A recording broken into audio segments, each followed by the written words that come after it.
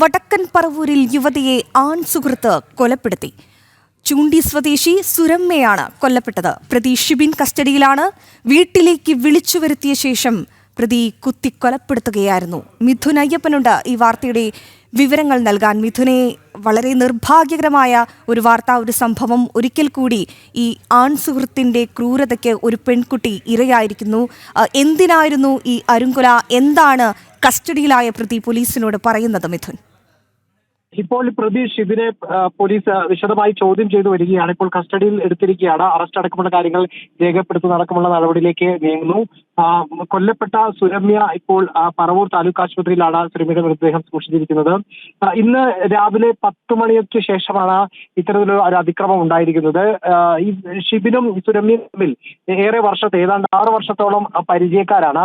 ഇവർ നിരന്തരം വീടുകളിൽ സന്ദർശനമെല്ലാം നടത്തിയിരുന്ന ഈ ഷിബിന്റെ വീട്ടിലേക്ക് സുരമ്യ ഇടയ്ക്ക് വരാറുണ്ട് എന്നുള്ള കാര്യവും ബന്ധുക്കൾക്കെല്ലാം തന്നെ അറിയാവുന്ന കാര്യം കൂടിയാണ്. ഈ സംഭവം നടക്കുമ്പോഴും ഈ ഷിബിന്റെ വീട്ടിൽ ബന്ധുക്കളും ഉണ്ടായിരുന്നു. ഇവർ റൂമിനകത്ത് കയറി വാതിലടച്ച് അതിനകത്തെ ഒരു തർക്കമുണ്ടാവുകയും അതിനുശേഷം കത്തിയെടുത്ത് കുത്തുന്ന സംഭവമാണ് ഉണ്ടായത്. അത് ശബ്ദം കേട്ടുകൊണ്ടാണ് ബന്ധുക്കൾ ഇക്കാര്യം അറിയുന്നത്. എന്താണ് ഈ ഇത്തരത്തിലുള്ള ഒരു അതിക്രമത്തിൽ അല്ലെങ്കിൽ കൊലപാതകത്തിലേക്ക് നയിക്കാൻ തക്ക കാരണം എന്താണ് എന്ന് സംബന്ധിച്ച് ഒരു തീർച്ചയിലേക്ക് എത്താൻ ഇപ്പോൾ സാധിച്ചിട്ടില്ല. ഏതായാലും പോലീസ് അന്വേഷണം ആരംഭിച്ചിട്ടുണ്ട്.